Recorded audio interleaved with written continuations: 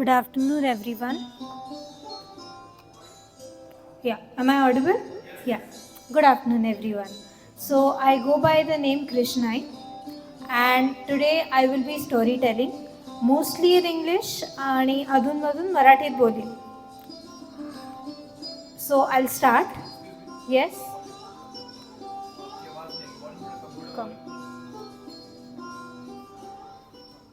Perfect.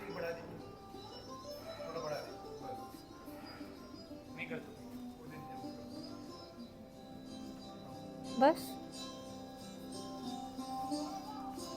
Okay.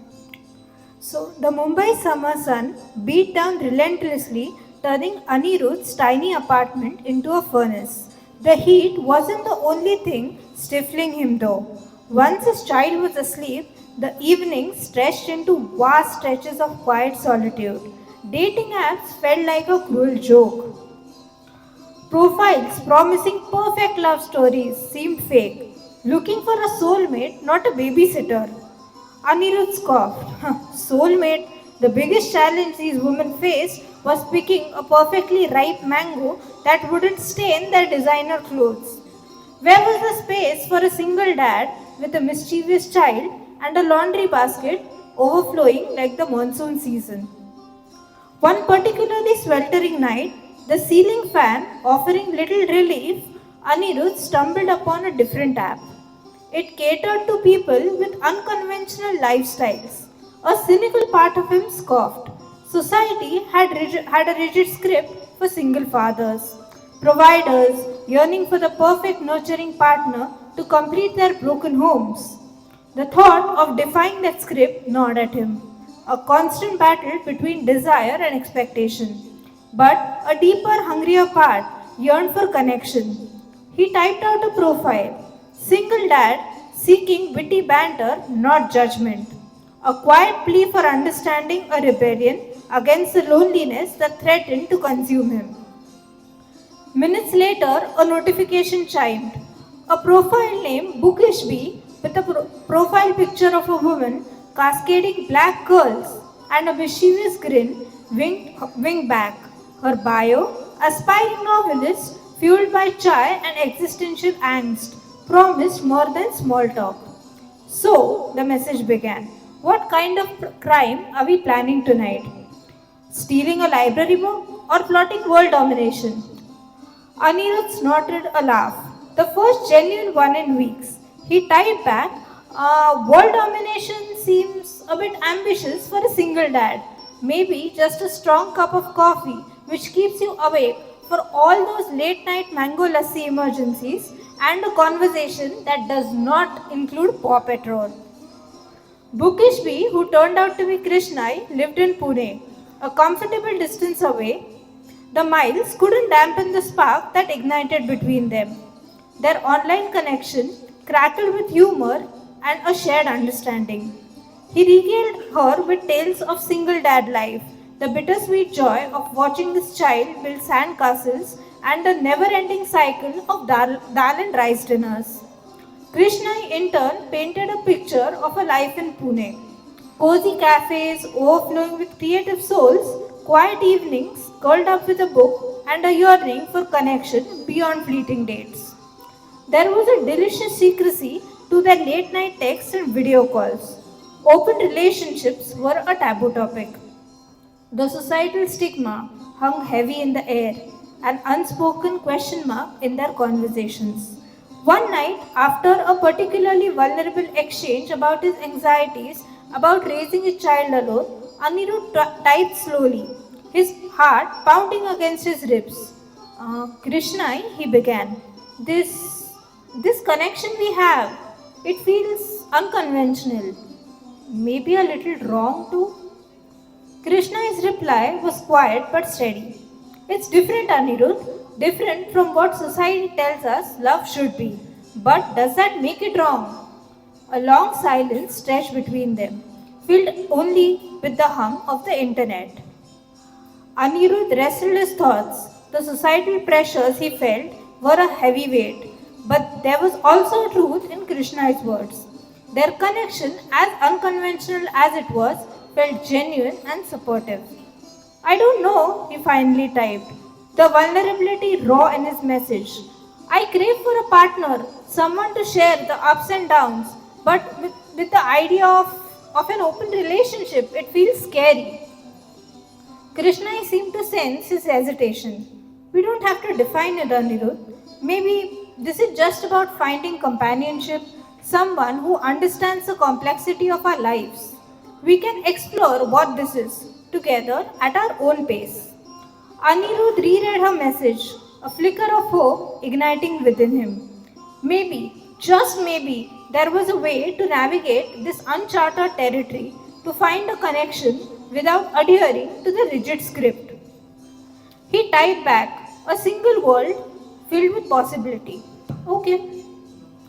Their journey together wouldn't be easy. There would be doubts, societal pressures to navigate, the constant negotiation of keeping their relationship a secret. But in Krishnai, Anirudh had found a confidant, someone who understood the tightrope of walking single parenthood, the yearning for connection that defied definition.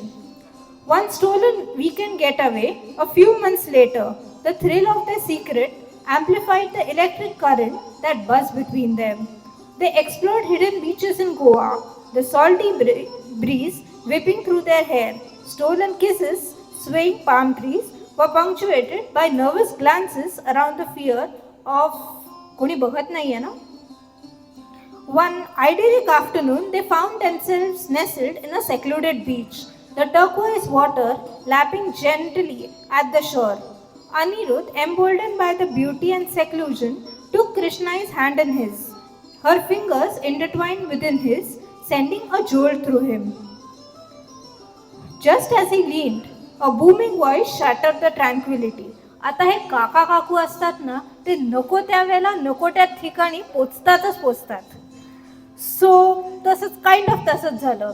Mr. Mehta was Anirudh's, I guess, somebody from his society. So he came and he was like, "Oh, Anirudh, what a surprise to see you." Anirudh froze, standing on a nearby rock, clad in bright orange swimsuits and a floral shirt was Mr. Mehta, a fellow resident of his apartment building. Anirudh hadn't seen him in months, but the man's booming voice and nosy demeanor were unmistakable. Bhutsakpana. Krishnai's hand snapped out of his grasp. Her eyes widened with alarm. Anirudh scrambled to his feet, a wave of nausea washing over him. Mr. Mehta, hi, fancy seeing you here. He forced a smile, his voice strained. Mr. Mehta climbed down the rocks. Same here, taking a break from the city heart. Huh? Who's this lovely lady with you? Oh, this is... Anirudh's mind raced. He couldn't reveal the truth, not here, not now, but any lie he could conjure felt flimsy under Mr. Mehta's scrutiny. Krishnai, the ever resourceful, stepped forward, dazzling a smile on her face. Hi there, I am Anirudh's colleague, she declared, extending her hand. We are here for a work retreat. Work retreat? Interesting. What kind of work do you do, young lady? I am into marketing and yeah, I do a lot of technical stuff, market medical products, you know, the ventilators, the echoscopes, all of that. Mr. Mehta bewildered. Anirudh stood mute beside her, his heart hammering against his ribs. Each passing moment felt like an eternity. Finally, after what seemed like an hour, Mr. Mehta's booming voice cut through the tension. Well, nice to meet you both. Enjoy your retreat. He tipped his floral printed hat and waddled off in the direction of a nearby ice cream vendor. As soon as Mr. Mehta's figure disappeared around a bend, the tension drained from Anirudh like air punctured from a balloon.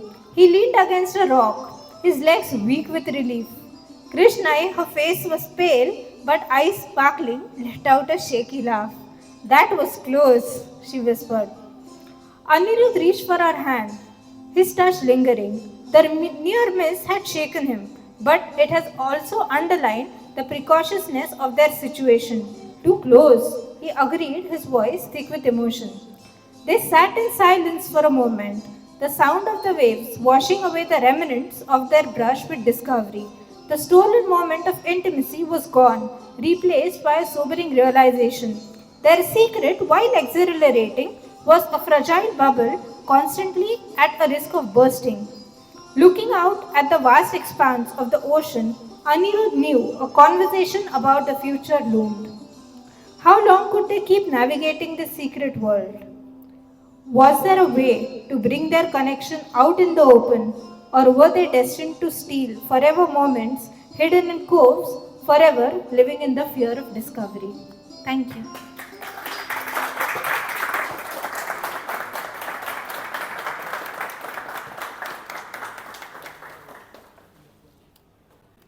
Thank you.